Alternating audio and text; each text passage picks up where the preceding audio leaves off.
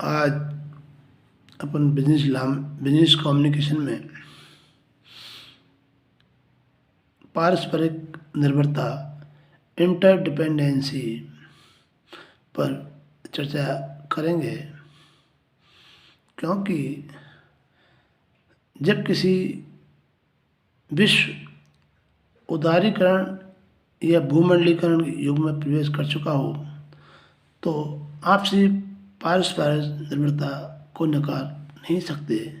जैसे जैसे बहुराष्ट्रीय उत्पादन बढ़ता है, प्रतिस्पर्धा बढ़ जाती है। प्रत्येक उद्योग अपने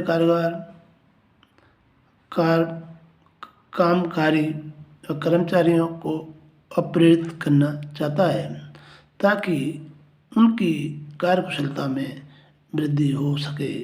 इस प्रकार के भिन्न समूह के बीच में वार्ता संप्रेषण की महत्ता बढ़ सकती है। जब किसी व्यक्तियों के विचार और उनका व्यवहार प्रभावित होते हैं। देखिए, आपने देखा होगा, जब तक आप एक दूसरे से नहीं मिलेंगे तब तक एक उसकी फीलिंग्स के बारे में आप नहीं जान पाओगे। इसी प्रकार से उद्योग में, अंतर्राष्ट्रीय व्यापार में अंतर्राष्ट्रीय उत्पादन को बढ़ाना, बहुराष्ट्रीय उत्पादन को बढ़ाना, उस प्रतिस्पर्धा करना, ये सभी उनकी कार्य क्षमता में वृद्धि करना, ये सभी चीज़ें जब भी हो पाएंगी जब आप एक दूसरे के बारे में इंडिपेंडेंसी सीख जाएंगे, समझ जाएंगे, उसकी निर्भरता क्या होती है। भाई, आपके पास में, मैं आपको एक छोटा सा उदाहरण देता हूँ। आपके पास में आटा है, आटे को आपने पीस लिया, मगर पानी नहीं है, तो आप किस प्रकार से आप चपाती बनाएंगे। इसी प्रकार से अंतर्राष्ट्रीय व्यापारों में जब तक एक दूसरे के बारे में अपन नहीं जान पाएंगे, भाई कंपनी है तो कर्मचारी हैं, कर्मचारी तो उत्पादन है तो मशीन है, मशीन अगर सही नहीं है तो उत्पादन नहीं होगा। इस तरह से इनमें आपसी तालमेल होना अति आवश्यक है।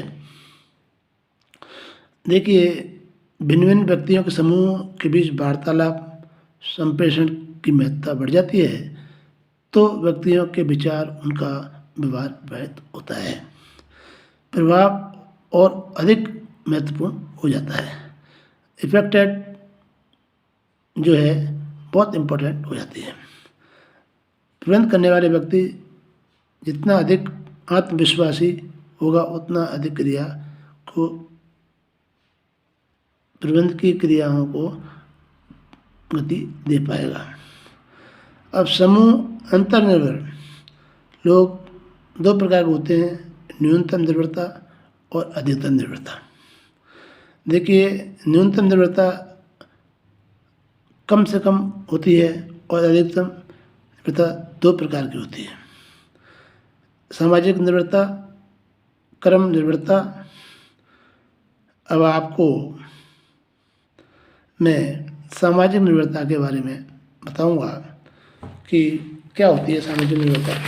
सबसे बड़े ही हर्ष का विषय है कि हम समाज में रहते हैं और सदस्य समाज के बारे में नहीं जानते।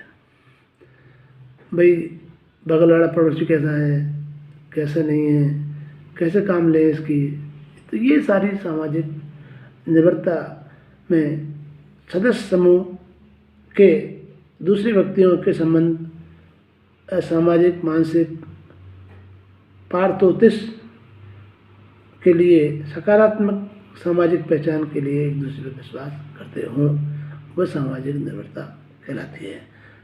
कार्य निर्भरता, कार्य से संबंधित व्यक्तियों में परस्पर निर्भरता। समूह के सदस्य एक दूसरे पर भौतिक श्रेष्ठता प्रदान करने के लिए विश्वास करते हैं, एक दूसरे पर एक साथ कार्य करते हैं, इसे कार्य निर्भरता कहते हैं। देखिए, प्रत्येक समूह उत्पादकता के उन्नत स्तर तक प्राप्त करने के आपसी सकारात्मक संबंध स्थापित करने के लिए सफल प्रबंधन को चुनौती का सामना करना पड़ता है। इससे ही पारस्परिक निर्भरता मॉडल ऑफ द इंडिपेंडेंसी कहते हैं। अब बात यह है कि मतों की परस्पर निर्भरता का प्रतिरूप boards model of the independency, हम इसमें सूचना संप्रेषण, सूचनाओं एवं संदेशों के आदान प्रदान की एक दो मार्गी प्रक्रिया है। मतों के प्रतिरूप के अंतर्ग्रह निम्न प्रकार के दो प्रकार से प्रयोग करते हैं जो उन पर निर्भर करती है। प्रायोगिक घटनाएं, प्रायोगिक घटनाएं जो होती हैं ये प्लानिंग से की जाती हैं। ऐसा करना है, समाज एवं संस्थाओं में ऐसे अनेक सूचनाएं प्रसारित की जाती हैं जो उद्देश्य को पूरा करने के लिए स्थान पर ऐसी परिस्थितियों को जन्म देने का कार्य करते हैं जिसमें भविष्य की संभवतः घटनाओं को अपेक्षित आकार या स्वरूप प्रदान करने में सहयोग करती है। इसे हम प्रायोजित घटनाएं कहते हैं। आधुनिक युग में सूचना का प्रसारण तीव्र गति से किया जा रहा है और प्रायोजित घटनाओं या पुनरावृत्तियों को प्रोत्साहन का बढ़ावा मिलता है। यह कार्य केवल समाज के नहीं अपितु सभी संस्थाओं के लिए व्यक्तिगत रूप से सक्रिय होता है।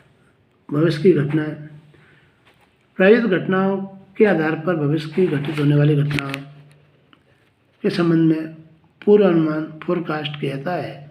यद्यपि अवश्य नहीं है कि वह घटना घटित ही हो जिसको पूर्वानुमान लगाया जा रहा है।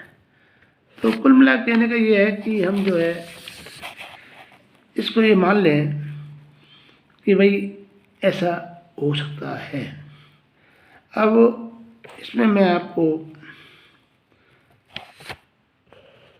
कई तरह के वाक्य हैं और संपूर्ण संचार जो हो, संपूर्ण संचार से आप अप्रिय व्यापक संचार से इसका क्षेत्र बहुत बड़ा होता है।